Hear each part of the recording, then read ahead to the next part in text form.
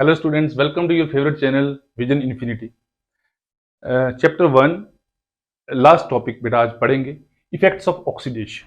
Okay, तो first effect of oxidation is corrosion, जो बड़ा कॉमन है, देखने में हमको नजर आता है. कोरिजन होता क्या बेसिकली, मेटल की सरफेस के साथ जब ऑक्सीजन रिएक्ट करता है इन प्रेजेंस ऑफ मॉइस्चर. तो दो चीजें बड़ी जरूरी हैं बेटा, ऑक्सीजन और मॉइस्चर, याद रखना, इन दोनों का होना बहुत जरूरी है कोरिजन के लिए, जिसको हम अपनी भाषा में जंग बोलते हैं, जंग लगना मेटल को. तो इससे होता क्या है कि जब ऑक्सीजन और मॉइस्चर मेटल की सरफेस के साथ रिएक्ट करते हैं तो एक कंपाउंड बनाते हैं उसके ऊपर. ठीक है, वो क्या करता है, फिर फ्लेकी सा उतर जाता है, फिर एक्सपोज करता है न्यू सरफेस मेटल की, फिर वापस से वो करोड होता है. तो कह सकते हैं कि मेटल जो है डिटीरियोरेट होता है, मेटल इटन अप होता है, मेटल को खा रहा है. कौन खा रहा है? ऑक्सीजन और मॉइस्चर.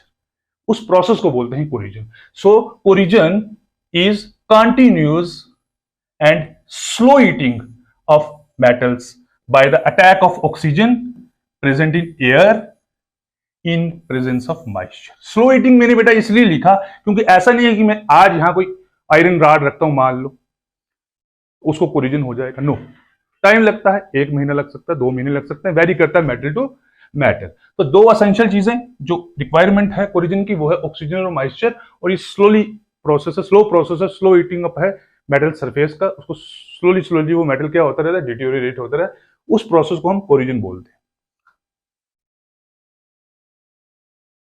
यूजुअली मैंने आपको कहा था चार जो मेन मेटल्स हैं जो ज्यादा कोरोड करते हैं, मतलब जो कोरिजन का शिकार बनते हैं, वो है iron, copper, zinc, silver. Reactivity series में मेटल की जो रिएक्टिविटी सीरीज होती है उसमें यदि कोई मेटल ऊपर आ रहा है तो जो ऊपर वाले मेटल्स हैं सीरीज में ऊपर आते हैं, जो जो ज्यादा रिएक्टिव हैं, उनकी कोरिजन ज्यादा होती है comparatively to those which are following in bottom of the series. तो ज्यादातर जो कॉमन एग्जांपल आपको दिखती है वो दिखती है आयरन की, जिसको हम कहते हैं रस्टिंग ऑफ आयरन. देखिए, rusting of iron means iron का रिएक्ट करना ऑक्सीजन के साथ, और मॉइस्चर के लिए हमने वाटर लिख दिया तो ये कंपाउंड बन गया. इसको हम कहते हैं रस्ट. और केमिकली इसका नाम क्या है? Hydrated ferric oxide third. Ferric oxide third मैंने पहले कह दिया कि यहां आयरन का जो ऑक्सीडेशन नंबर है, यानी आयरन के एटम्स 2 हैं, उनके ऊपर जो चार्ज है वो +3 का है, इसीलिए ब्रैकेट में लिखा गया थर्ड. हाइड्रेटेड इसलिए लिखा गया क्योंकि इसमें वाटर के मॉलिक्यूल मौजूद है. जब वाटर के मॉलिक्यूल किसी कंपाउंड में होते हैं, जिसको हम यूजुअली वाटर ऑफ क्रिस्टलाइजेशन भी बोलते हैं, याद रखना, तो इनका नंबर वेरी कर सकता है. यहां मैंने x लिखा तो x कोई भी नंबर हो सकता है, कोई भी डिजिट हो सकता है, 10 मॉलिक्यूल्स भी हो सकते हैं, 100 भी हो सकते हैं. ठीक है, तो ये जो बेसिकली होता है ये रेडिश कलर का होता है, रेडिश ऑरेंज कलर का फ्लेकी सब्सटेंस होता है, और बिल्कुल कमजोर सा होता है, पाउडर फॉर्म में आता है और फिर गिर जाता है, फिर न्यू सरफेस ऑफ आयरन को एक्सपोज कर देता है फर्दर कोरिजन के लिए. ठीक है, तो इसीलिए कहा गया ये कंटिन्यूस प्रोसेस है कोरिजन. ठीक है, आहिस्ता आहिस्ता आहिस्ता आहिस्ता आहिस्ता मेटल जो है उसकी टेंसाइल स्ट्रेंथ को क्या करता है, ये खत्म करता है. पहले जिस मेटल को जंग नहीं लगा वो मजबूत रहता है, लेकिन जैसे जैसे वो करोड हो रहा है उसकी टेंसाइल स्ट्रेंथ क्या हो रही है, कम हो रही है. चलिए, उसके बाद कापर को देखें. यदि कापर का मेटल टू मेटल वेरी करता है कि जो कोरिजन के बाद, ऑक्सीडेशन के बाद जो कंपाउंड बनेगा मेटल की सरफेस के ऊपर, उसका कलर कैसा होगा, तो ये डिपेंड करता है कि कंपाउंड कैसा है. ठीक है, जैसे कापर है, कापर की जब कोरिजन होती है तो कापर केवल ऑक्सीजन और वाटर के साथ रिएक्ट नहीं करता. कापर जो एयर में कार्बन डाइऑक्साइड प्रेजेंट होती है उसके साथ भी रिएक्ट करता है.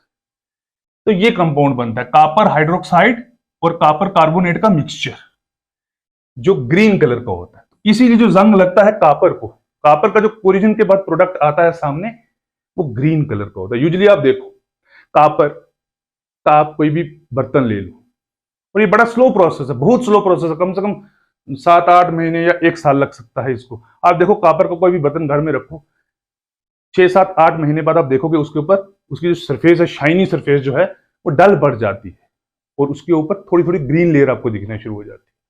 उसी तरीके से अगर सिल्वर को देखें, सिल्वर जो है ऑक्सीजन के साथ नहीं रिएक्ट करता. सिल्वर किसके साथ रिएक्ट कर रहा है? हाइड्रोजन सल्फाइड जो ऑक्सीजन के साथ साथ हवा में प्रेजेंट है, उसके साथ रिएक्ट करके सिल्वर सल्फाइड बना रहा है, और जो कि ब्लैकिश कलर का होता है. ठीक है, तो सिल्वर का जो रंग है, जो सिल्वर को कोरोजन के बाद कंपाउंड बनता है, वो किस तरीके का होता है? ब्लैक कलर का होता है, ये याद रखो।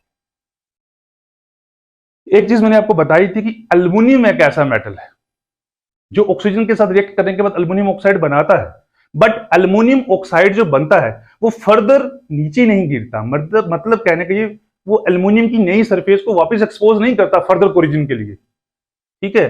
वो काम करता है एज ए प्रोटेक्टिव लेयर, क्योंकि जो ऑक्साइड है एल्युमिनियम की फर्दर ऑक्सीजन के साथ रिएक्ट नहीं करती, तो उससे एल्युमिनियम बच जाता है। याद रखना, एल्युमिनियम, इसीलिए एल्युमिनियम का कोरिजन बिल्कुल नेग्लिजिबल है, ना के बराबर।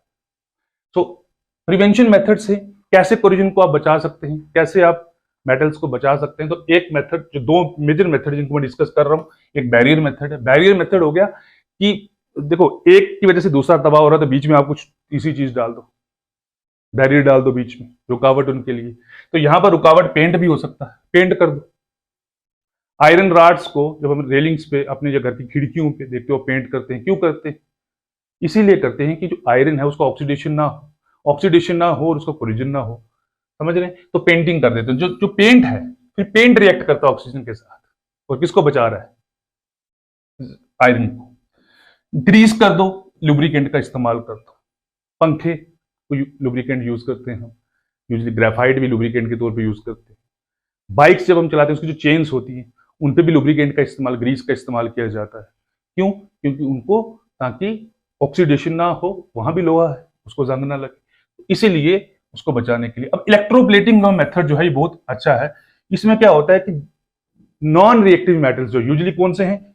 यूजली हैं क्रोमियम और निकल, ये रिएक्ट नहीं करते ऑक्सीजन के साथ, ठीक है। तो क्या करते हैं हम, इनकी प्लेटिंग कर देते हैं। किसके ऊपर? उस मेटल के ऊपर, उस मेटल के ऊपर जो अंडर कोरिजन है, जिसका कोरिजन हो सकता है, ठीक है, और हो रहा है, उसके ऊपर इनकी प्लेटिंग कर दो। ये रिएक्ट ही नहीं करेंगे तो वो बचा रहेगा। सिंपल से मेथड है। दूसरा है सैक्रिफिशियल मेथड, मतलब एक को बचाने के लिए दूसरा सैक्रिफाइस कर रहा है, तो उसके लिए बड़ा इंपॉर्टेंट मेथड गैल्वेनाइजेशन। गैल्वेनाइजेशन क्या हो गया कि जिस मेटल का कोरिजन हो रहा है उससे ज्यादा रिएक्टिव मेटल की प्लेटिंग कर दो उसके ऊपर। जैसे आयरन से ज्यादा रिएक्टिव कौन है? जिंक, रिएक्टिविटी सीरीज में। तो जिंक की जब प्लेटिंग की जाती है किसके ऊपर? आयरन के ऊपर, तो उसको बोलते हैं गैल्वेनाइजेशन। तो आयरन को बचा लिया जाता है। तो ये भी हम कर सकते हैं। तो ये कुछ मेथड्स हैं जिनसे हम कोरिजन को बचा सकते हैं। Next effect of oxidation is rancidity. Rancidity क्या हो गया बेटा? जो भी खाना है आप खुले में रखते हैं, मान लीजिए, उसमें जो फैट्स और ऑयल्स उनका ऑक्सीडेशन होता है। जब ऑक्सीडेशन होता है तो एक अनप्लेजेंट सा स्मेल और टेस्ट हो जाता है फूड का। मतलब ऑक्सीडेशन होने के बाद फूड का जो स्मेल है और फूड का जो टेस्ट है वो अनप्लेजेंट हो गया, मतलब वो खाने लायक नहीं रहा, बदबू हो गई उसमें। ये जो कंडीशन होती है फूड की, इसको बोलते हैं रेंसिडिटी। और किसकी वजह से हो रही है? ऑक्सीडेशन की वजह से हो रही है। तो फिर कैसे रोकें ऑक्सीडेशन को, कैसे बचाएं फूड को रेंसिड होने से? इसके लिए कुछ मेथड्स हैं, ये देखिए।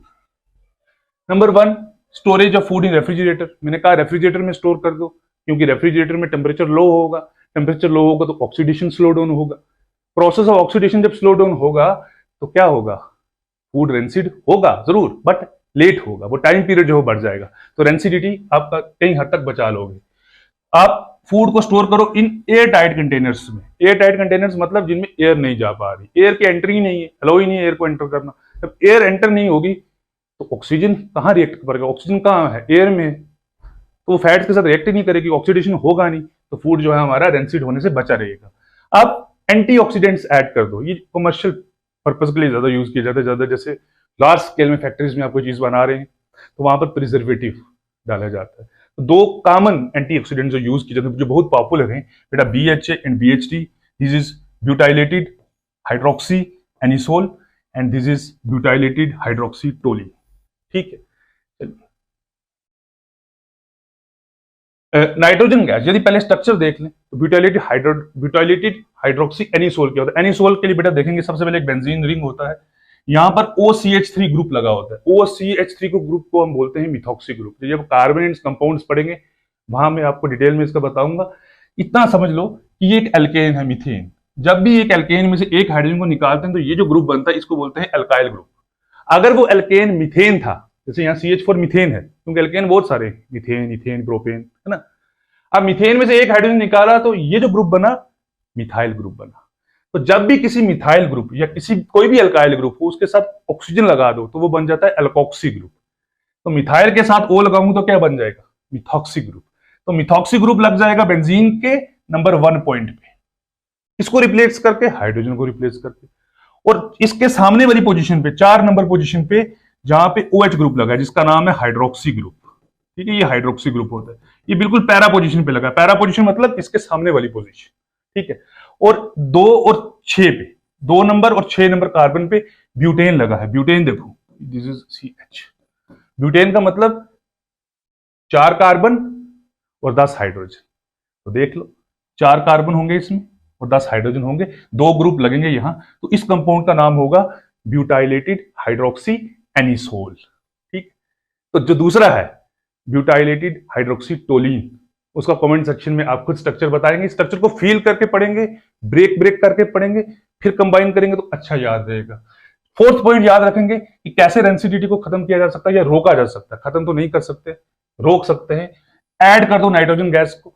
यूजली ये जो हम चिप्स खाते हैं पैकेट्स में जो चीजें आती हैं, मान लो पैकेट्स में जो चीजें आती हैं उन सब में नाइट्रोजन गैस इसीलिए डाली जाती है बेटा कि नाइट्रोजन गैस जो होती है ये अनरिएक्टिव होती है। ये क्या होती है, अनरिएक्टिव होती है, ये रिएक्ट ही नहीं करती ऑक्सीजन के साथ, इसको नहीं फर्क पड़ता मॉइस्चर ऑक्सीजन का, ठीक है। तो ये एक प्रोटेक्टिव लेयर बना देती है around the food which you have packed in the that, जो भी आपने लिफाफा वगैरह लिया उसमें डाला है ना, जो भी पॉल, तो उसके अराउंड एक प्रोटेक्टिव लेयर बना दिया किसने, नाइट्रोजन ने। तो जो हमारा फूड है वो सेफ रहता है, वो ऑक्सीजन के कांटेक्ट में नहीं आता है।